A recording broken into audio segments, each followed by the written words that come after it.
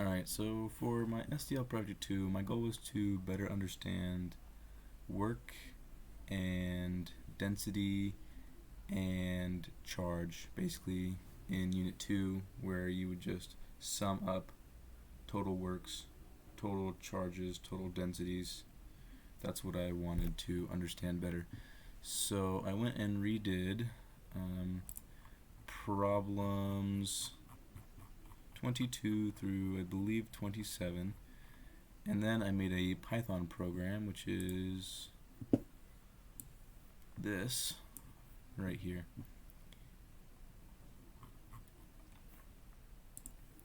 But first I'm going to describe the equations for density, work, and charge.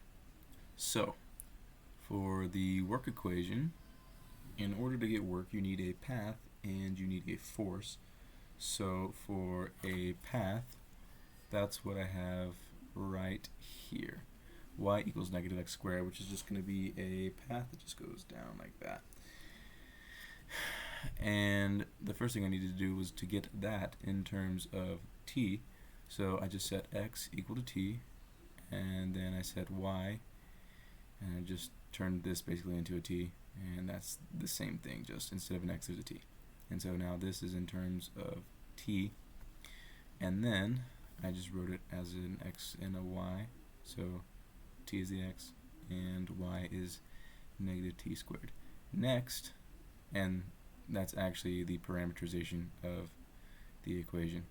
Next I needed a force, but I need to write that in terms of t.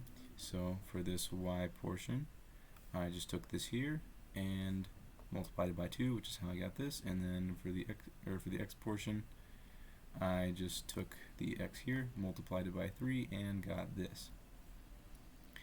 Now for work, you need to multiply force times distance.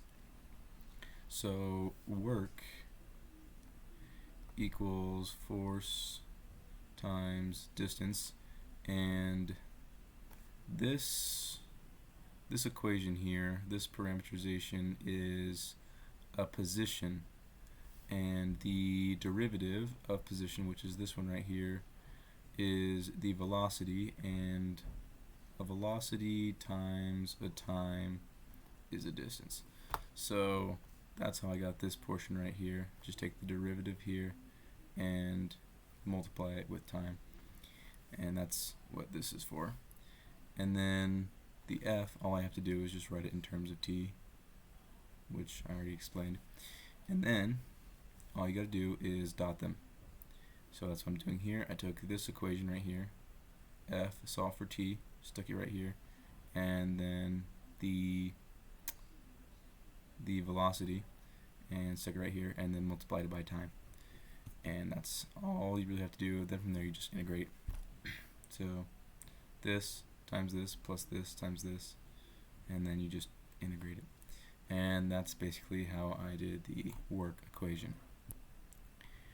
For density, it's a little bit different.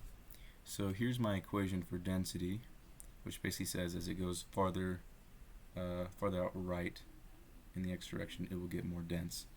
I had to solve it for t, so I just said x equals t, and there you have it. So for the path, I said it was y equals sine x, and so I just replaced x with t, and the same deal basically. Here's my parameterization of this right here. I'm not 100% sure this works. I think it works, but I'm not actually sure, but I just went with it. And so the derivative is right here. Derivative of t is 1, derivative of sine t is cosine t. And then for density, you need we're trying to calculate mass really, and so mass is going to be density times some length. And so the density was already given, that's what this is, and this in terms of t, and the length is what this does. So the derivative, just like before, gives velocity, and the magnitude of that velocity, which is what I did here, give speed, and then speed times time is length or distance. Okay, so then for a little bit of mass, this is before integrating all the little bits of mass. So for a little bit of mass, all we have to do is multiply the density by the speed by the time to get a density times a length. And then what I did here is I just multiplied it out. And yeah, I wasn't about to attempt to integrate that by hand. I might have been able to, but I'm not actually sure. It would have taken forever if I would have been able to do it. So I just put it into a calculator that did it for me, and that's basically how you get the mass. And the last one was charge. So I said that the charge basically went up exponentially as you went up. And so that's the charge. For the path equation, that's what this is right here, y equals 3 times x, so it's just like a steep, yeah, just a steep line. Replaced x with t, the same thing I've done in all the other equations, and then made it into a parameterization right here. And then I replaced this in terms of t. I don't think the notation is quite right here, but it doesn't matter that much. It matters a little bit, but now total charge is just a sum of little charges, which is just charge per length. And so here's the charge. I just squared the 3 and the t to get that, and this charge is multiplied by the arc length, which is just the derivative of this and that with respect to time. The derivative of t is 1, and the derivative of 3t is 3. So that's just what I have in there, and I squared both of them to get the arc length. And then you just multiply them, and then integrate them, and that's it. So now let's go to the code. So here, the first thing I did was just import the library I needed to help me with the math required for this.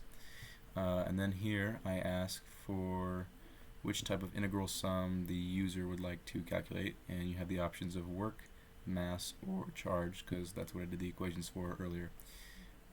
Here, all this stuff is just definitions for the equations for work, mass, and charge, and these are the integrated equations, the same equations, this one for the work, this one for the mass, and this one for the charge.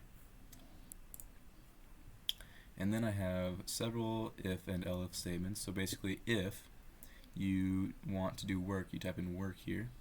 I'll just say you've selected work, and then it will give the path parameterization and the force parameterization that I used, and then it will tell you to select the bounds of time. You can put in whatever number you want, and then it just finishes calculating the integral, because you know to finish calculating an integral you just take this solved for time final minus it solved at the initial time, which is exactly what it's doing here.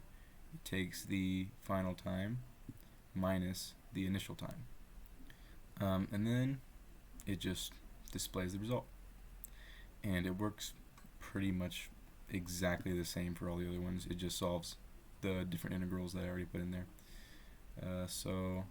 And yeah, if you didn't select any of the options, if you like misspelled it, it will just say you didn't enter one of the available options. So okay, so now let's just try executing the code. So when I run it, just ask me which type of integral sum I would like to calculate. So let's try work first.